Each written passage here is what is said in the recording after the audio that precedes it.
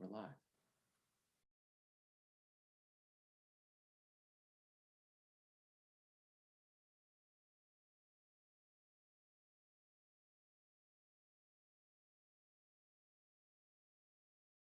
We're live. Hello and welcome. I'm Rose Williams, and I'd like to welcome you to the Waking Up Spiritually podcast. I'm here with my co-host, Gregg Kirk, and we're so glad you could join us, whether it's live via our Facebook group by the same name, Waking, or via YouTube or our website, which is wakingupspiritually.com.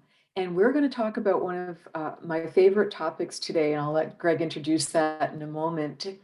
I am a past life energy healer, and it is my pleasure and privilege to help people release energy that doesn't serve them anymore. Things like chronic pain, anxiety, depression, and also to flow in a better way so that you can live a happier, healthier life and feel like you understand and are living your purpose. So that's who I am in a nutshell. And my website is Wendy. And I'll turn it over to Gregg to introduce himself and today's topic. Hello, I'm Gregg Kirk, and I don't know if you're noticing in this replay or the live broadcast, but there's some sunspot activity that seems to really be causing a lag in at least Wendy's and my connection right now. So hopefully it won't come out too bad in the recorded session, or hopefully you're not experiencing too much of a lag. But anyway, back to me. I'm Gregg Kirk. You can come check me out. I'm at greggkirk.com. That's GREGGKIRK.com, and I'm an energy worker, light worker, energy healer. I run a weekly online group healing circle that you can come and check out on my website and click the event link. And so today, Wendy and I are going to be talking about the Akashic Records. So what do we mean by that? What are they? What exactly do you do with them? So let's get into this right now. For those of you watching the video, you're able to see the presentation, and for those of you listening in the podcast, we'll do our best to describe what the viewers are seeing with our slides here. So the Akashic Records, Wendy. Many people see them, the Akashic Records, as this beautiful storehouse of all knowledge.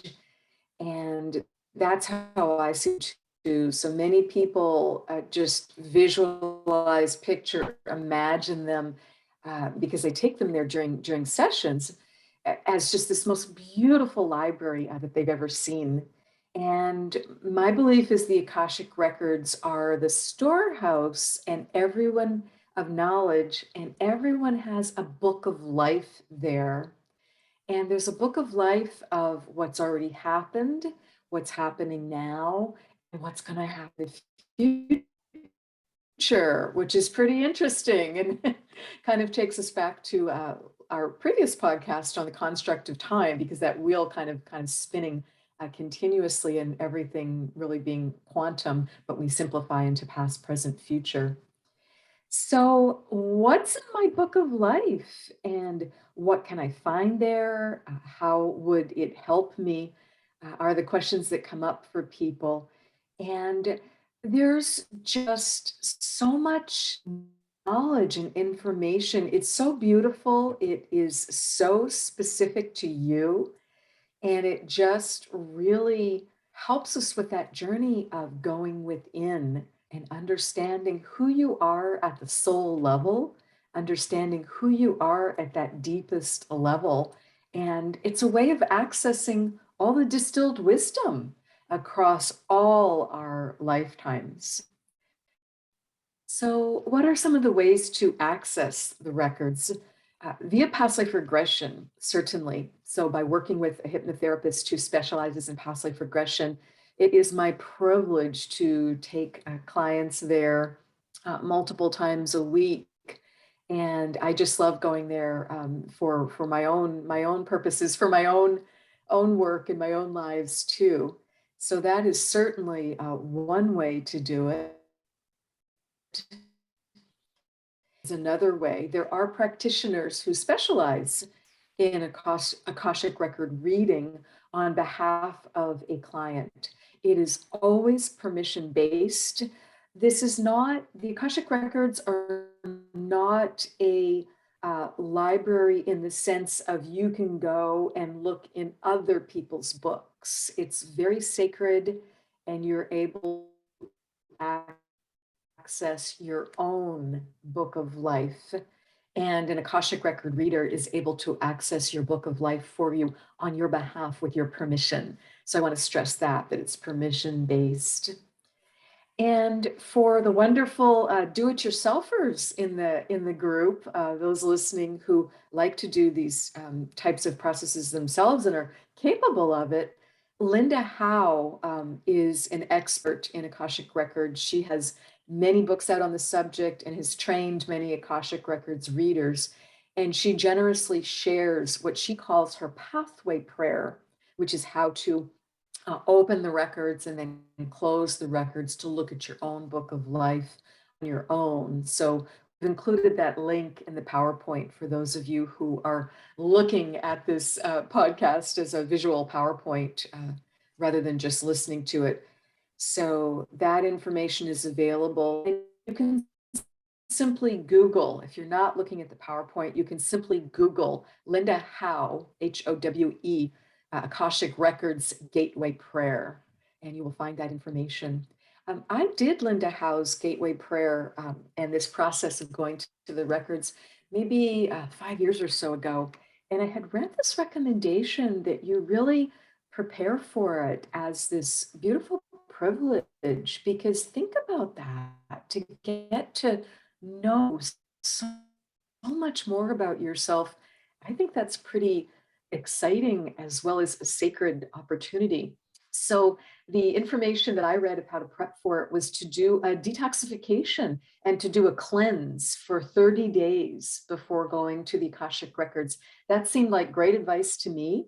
And at that time, I was still occasionally drinking some wine or beer. So I did a full detox from alcohol.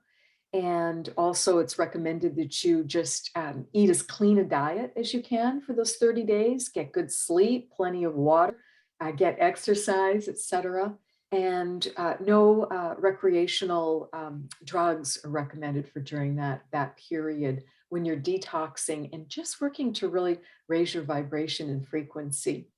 So I'll tell you what my experience was like, and I hope you'll get a good laugh out of this. I did that, and then I laid down on my bed. I've got like the candles lit, I've got the crystals. I'm ready to have this really amazing experience. And I had printed out the paper of Linda Howe's Gateway Prayer. And I read that, and I could like really feel it in my heart. And I closed my eyes, I start meditating, and I saw myself get there. And I was like, oh, wow, this is amazing.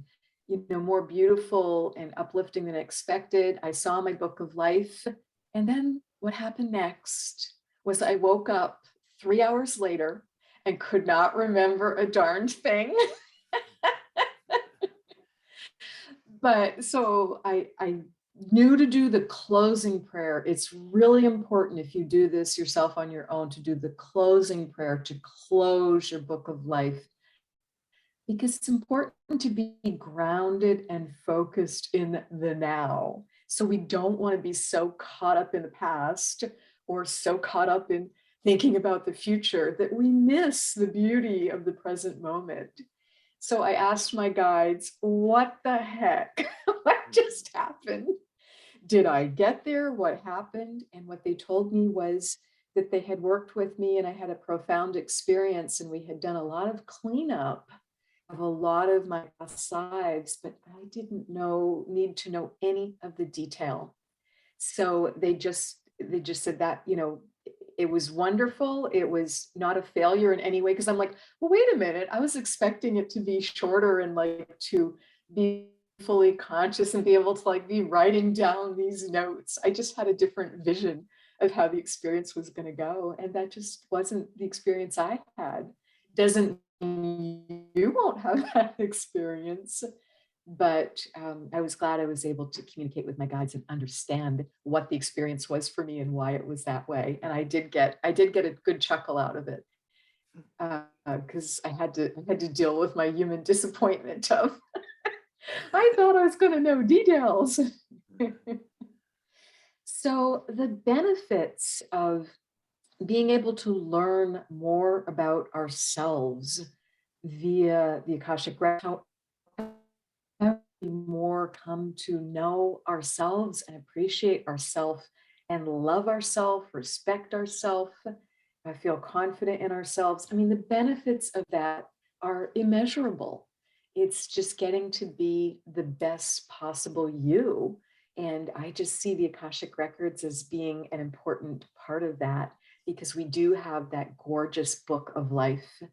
And many of my clients say that that was just their favorite part of the session when they saw that book waiting for them when we went to the place of all knowledge. I call it the place of all knowledge during sessions with clients because I personally see the Akashic Records as being a record of our earth lives. And many of my clients have incarnated on other planets and in other dimensions and realms. So I just broaden that a little bit.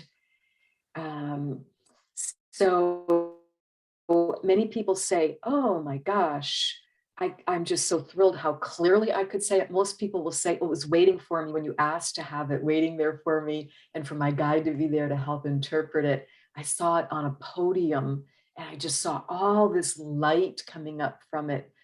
Some people see white light, a lot of people see like a golden light. And many people, their impression of the book is that it's just huge.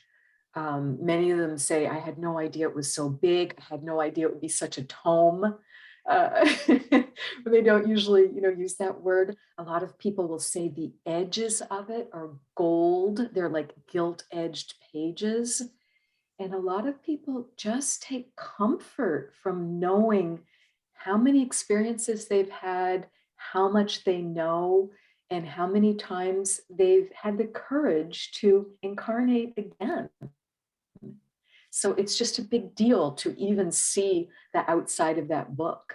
And some people say that they just feel so much better having seen it. They just feel more treasured, more acknowledged, more recognized to know that they actually have one. Because some people are worried that they're just, quote, not important enough or not significant enough to have a book of life.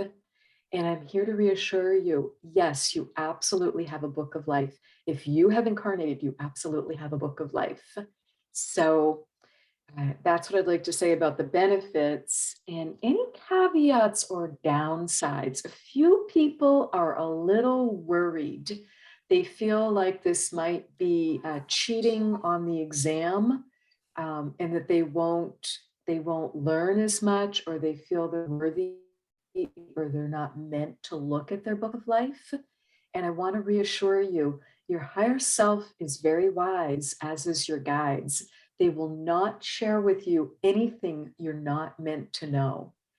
And they also will not share anything. A few people also worry about, well, what if there was something really scary? What if there was a really um, traumatic ending to a life? Am I going to see that? What if I was burned at the stake as a witch? What if I was poisoned? Or what if I was this horrible person and I really harmed someone or even killed someone? These sorts of things. Is that in my book too? It is. But again, this is a really sacred, reverential process, and your higher self and guides will handle all that well. You will not be shown anything you're not ready for.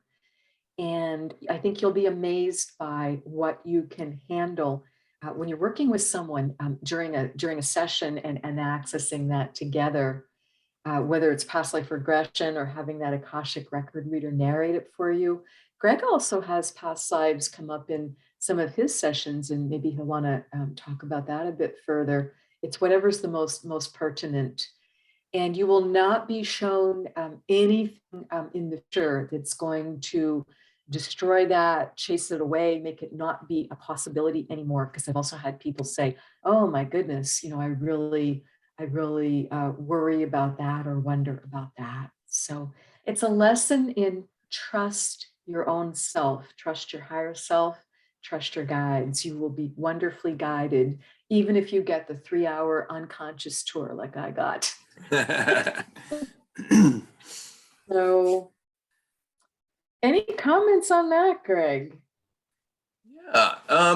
Yeah. So, like you said, my experiences with the Akashic record, I started having experiences with them, not knowing that's what was happening. So, some of them started as spontaneous for myself, and then also for some Yes. clients as well. So, in the early days of doing sessions with people, I would start to see things for, that were the person's, I guess, Akashic experiences, you would say, were coming up. So I didn't even know about the procedure that you spoke of, of going through this step-by-step process and seeing a book and so forth. It was kind of like the Cliff Notes, I guess, or something, where Right. the abbreviated version was coming through as an experience I was witnessing, like a dream.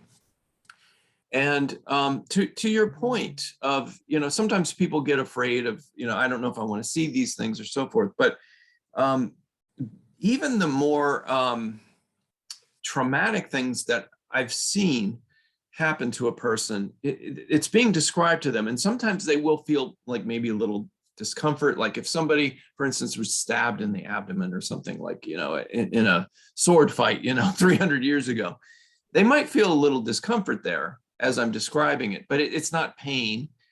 They're also not upset. They're not actually experiencing the emotions that they experienced when they were in that life as they were dying, the fear or the frustration or what, or the pain. So I'll just, try to let everybody know that I've never seen that happen, so that's the good news. But yeah, it always tends to be an experience that is pulled up for one of two reasons. One, to identify a trauma that is causing problems in this lifetime, so whether it be a physical thing or an energy block or something that just needs to get resolved now. So that, because what tends to happen is a trauma caused, 300 years ago, ricochets and reverberates through all of your lifetimes until now, and it causes trouble, physical, emotional, and energetic issues.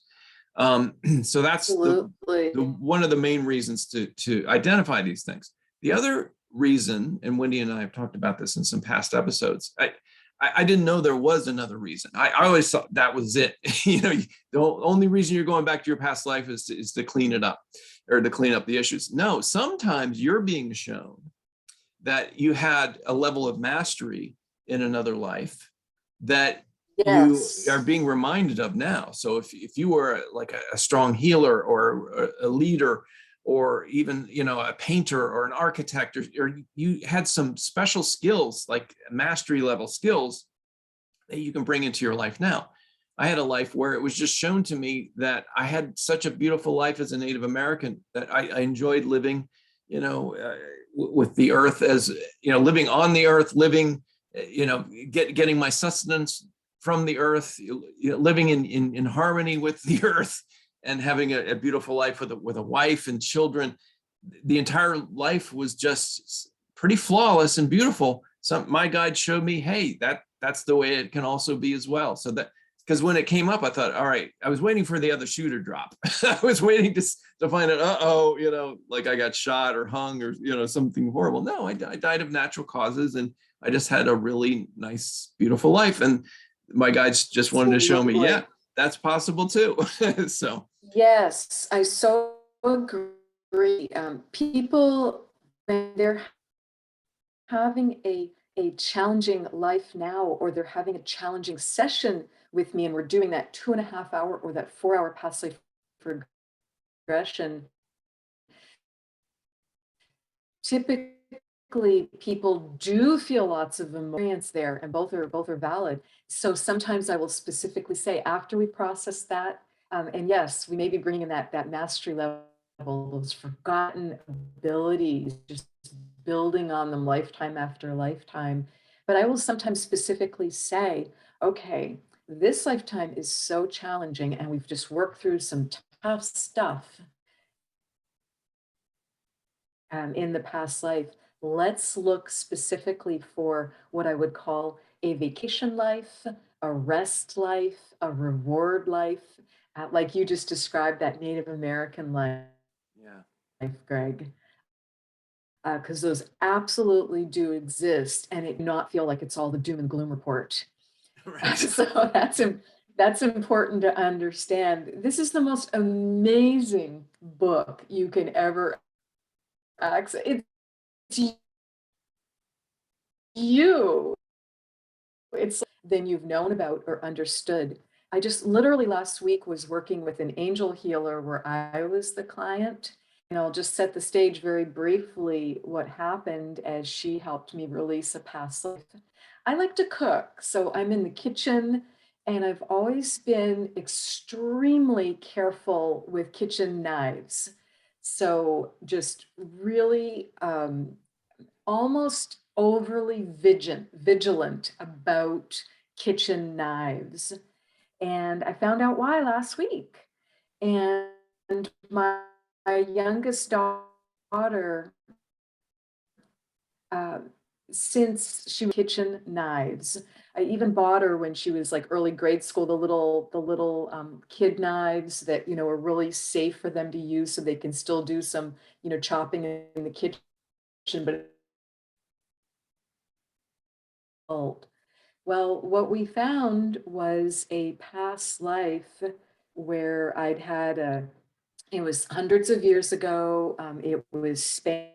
I think it was late 1600s.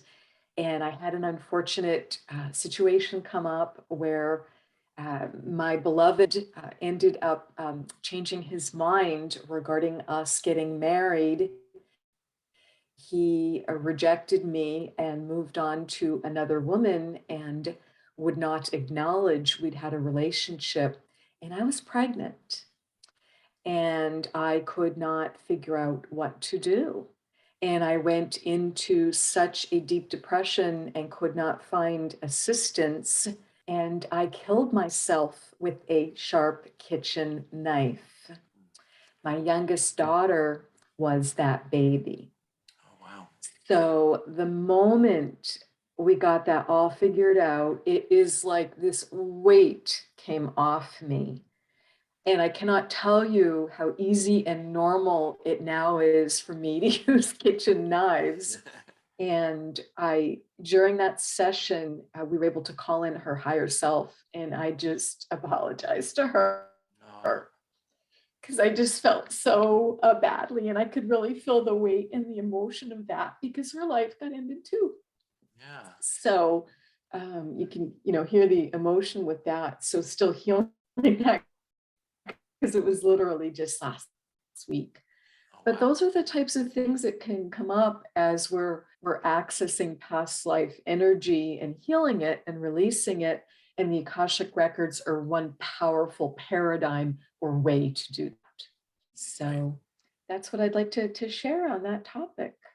Thank you. So I just want to bring up a little bit of history about where the terms came from and the concept. And Wendy and I were talking about this before the broadcast. I mean, the idea of the Akashic Record has been around for thousands of years.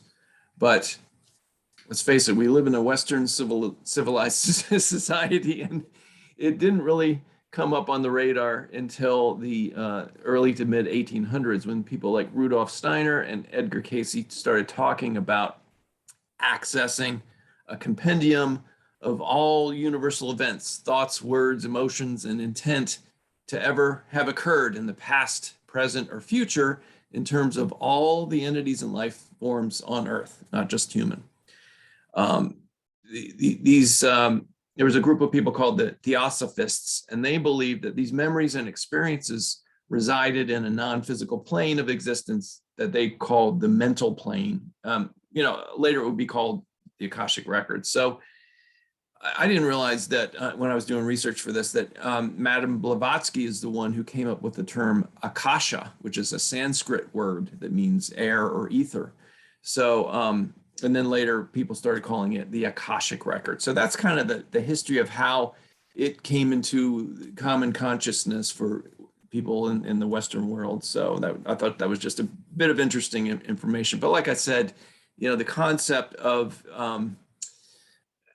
a repository of all universal experiences, goes back thousands of years. That's what the psychics. That's what I was always told. The psychics, where do they get their information from? They get it from this area, the Akashic Record. Anything you want to add to that, Wendy? Yes. We all have wonderful things that we study and learn and jobs, so to speak, when we're home, when we're not incarnated. And that was my job for eons, a holy librarian. And it's just a perfect fit for me. And how fun to have learned that, because now I help people in the 3D world to be able to access that information. And it also fits with being such an avid reader and writer. So there are specialists who maintain those records and those books and bring that information forward when a guide comes in or when an individual comes into the Akashic Records on their own, because you've got to find and retrieve that book.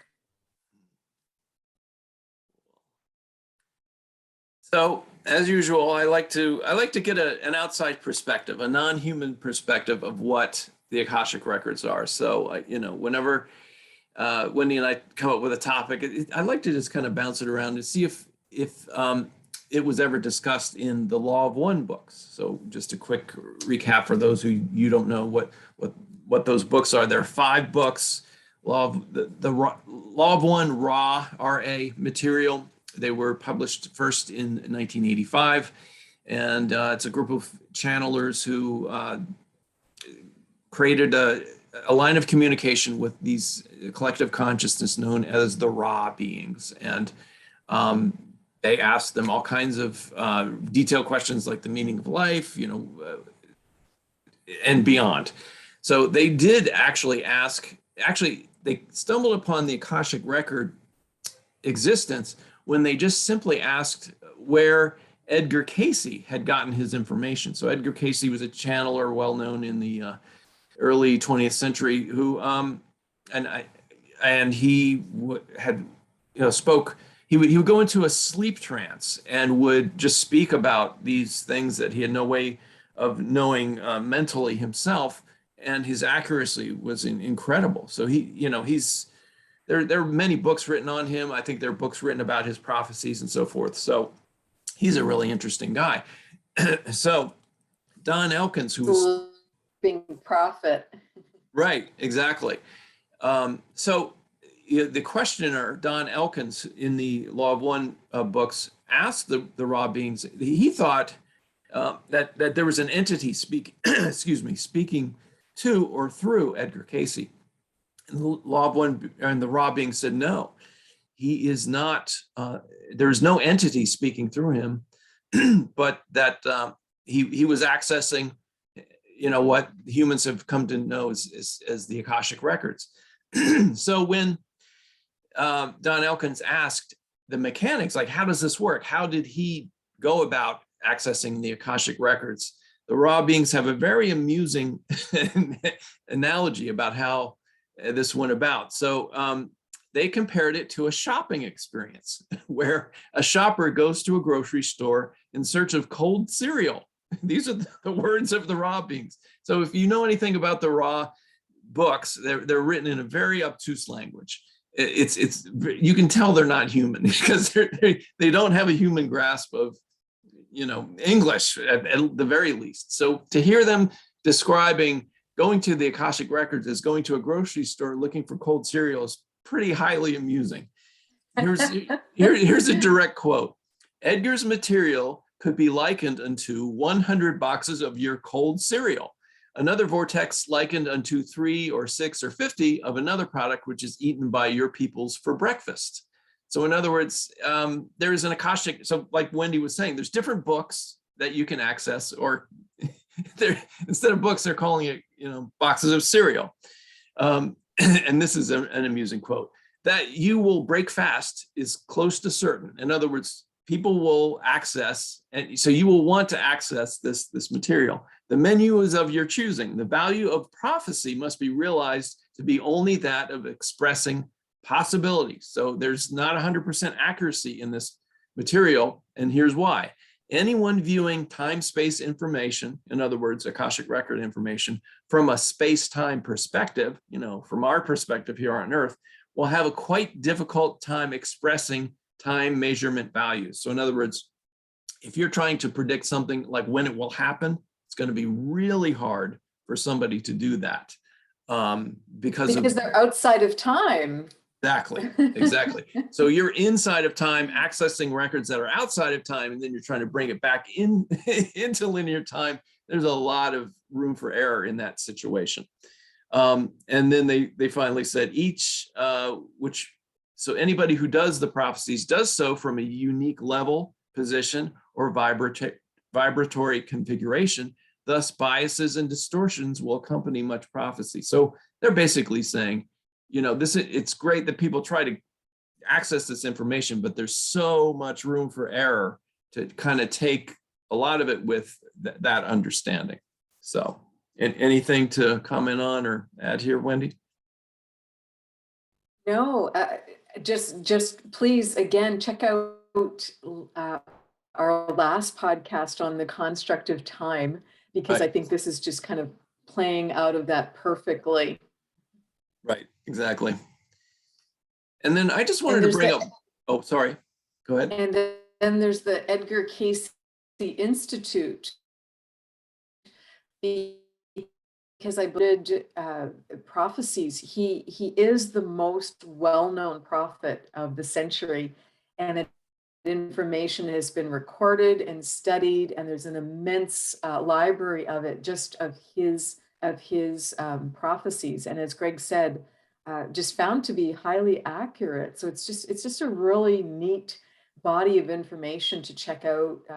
The books written about him, as well as the books he wrote.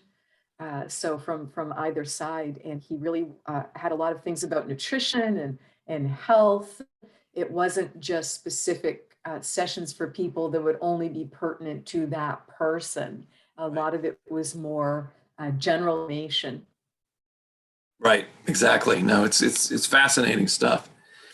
So I wanted to bring up one last thing to kind of round this information out. So the Akashic records, as we've identified, are a compendium of life experiences, past, present, and future, of everyone on the planet. But there's also something called the Noosphere. So that's Noosphere. And this concept was first introduced by Pierre Teilhard de Chardin in 1922. So this is the idea. The Noosphere has emerged and is constituted by the interaction of human minds, so a collective of consciousness, basically, of our physical brains working. It has grown with the population. As mankind organizes itself into more complex social networks, the higher the noosphere will grow in awareness. So basically, this is like a consciousness field. It's not the same thing as the Akashic record. This is the differentiation. It attempts to explain things like the 100 monkey theory. I don't know if you've heard of this concept. I'll briefly describe it. Some researchers on some of the islands in Japan started to notice that certain chimpanzees, chimpanzees on a certain island started to discovered the ability to use sticks and other things as tools to get their food. And without communicating with any of the other chimpanzees on any of the other islands, the knowledge was passed. So it was passed non-physically. And the inventors of the concept of the noosphere said that's how it happened. So it didn't happen through Akashic Record, it happened through this band of mental frequency. So it also explains some unusual things that have happened on Earth. So for instance, the inventions of things like the automobile, the wireless radio, the airplane, and the splitting of the atom all experienced simultaneous emergences, but in different locations on the Earth from different people during the same relative time period. So there was the invention of the automobile in France and in the United States. Depending on who you talk to, who invented the wireless radio, Thomas Edison or Marconi, and then, various other things as well. So the noosphere is described as a consciousness field around the Earth, much like an atmosphere, versus the Akashic Record, which is the compendium of possibilities and memories and experiences existing in a mental plane, so a non-physical area. So anyway, just an interesting thing to kind of round out this discussion about consciousness fields. So it is. And Desjardins was a French philosopher, for those of you who might not be familiar with him. And he said one of my favorite quotes, let's see if I can get it right now, that we are not, no, I'm not going to get it. I'll have to put it in the notes. It's about being, whether we're souls or whether we're human beings. So I'll have to find the right quote, because it's a really good one. Okay. And the 100th monkey theory, and just that ability and knowledge somehow passing across a species at a point of evolution, it makes me think of professional skating, of all things, where it used to be, a big, amazing jump was like a double. And then all of a sudden, triples became possible, and then quads, and then the combination of doing a quad followed by a triple. And these things were just not possible, but it kept evolving and evolving and evolving. And, these devoted athletes that just spend hours and hours a day, and the coaches too. And all of a sudden, when, someone breaks through and can now do a quad or do a quad triple, amazingly, other people in other countries all over the world, and again, no contact, they're doing them too. So it's kind of like a big bang, happens, and there's a breakthrough. So Exactly. I just think it's interesting, and I appreciate you bringing up the noosphere. That's fascinating what you just brought up, because I actually read a book in high school about the 4-minute mile. So in athletic events, there was a guy named Jim Ryan who, back in the 60s, who broke the 4-minute mile. So he ran a mile in less than 4 minutes. Nobody had done it prior to him. Within a year, 4 or 5 people had broken his record. So it was this spring, spontaneous evolution kind of thing. Once it broke the consciousness that somebody could do it, other people all over the world started doing it as well. It's the same thing, exactly what you're talking about with figure skating. So it's fascinating to me. It is. I mean, it's all boats rise with the tide. We're all lifting our consciousness and just working together in positive ways. Right. So please join us on May 8th. We're going to be celebrating our 2-year anniversary of this podcast, the Waking Up Spiritually podcast. And you're so welcome to join us on Facebook under groups. Search for Waking Up Spiritually and join us. It's a small group. We have some really interesting conversations in there, and it's called Waking Up Spiritually on Facebook. And you can go to our website, wakingupspiritually.com, click on the broadcast tab, and there you will find all the episodes. So as I mentioned, just go back to what's catching your interest and is related. For instance, the previous podcast on the construct of time is just really this one. Join us on YouTube, and the link is in the PowerPoint for that, or just get into YouTube and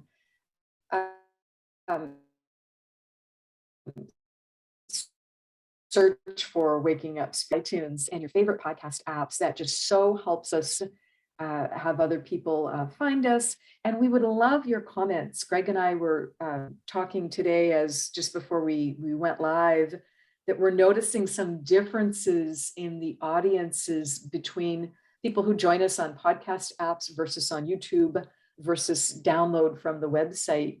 And everyone's got just like different interests, but we would love to know what topics, what areas, what's hard for you? What do you want to know more about?